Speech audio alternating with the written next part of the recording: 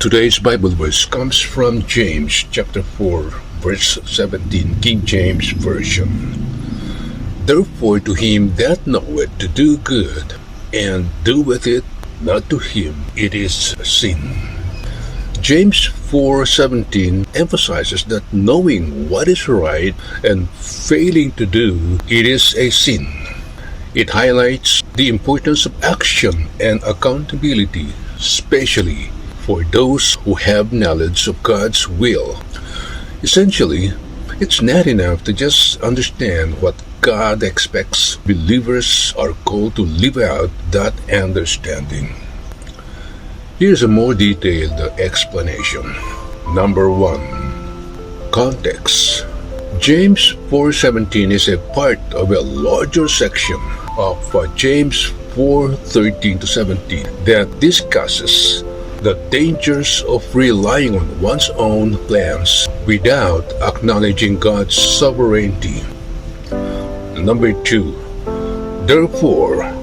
The verse begins with therefore, indicating it's a conclusion based on the preceding verses. Number 3. To him who knows to do good and does not do it.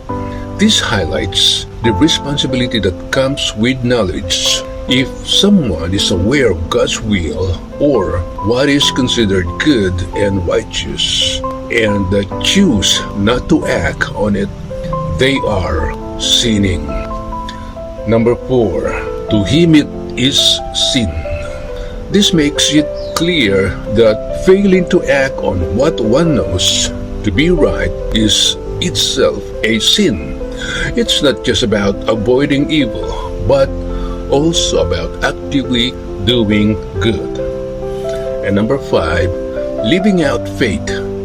James emphasizes that genuine faith should be demonstrated through actions, not just through words or knowledge.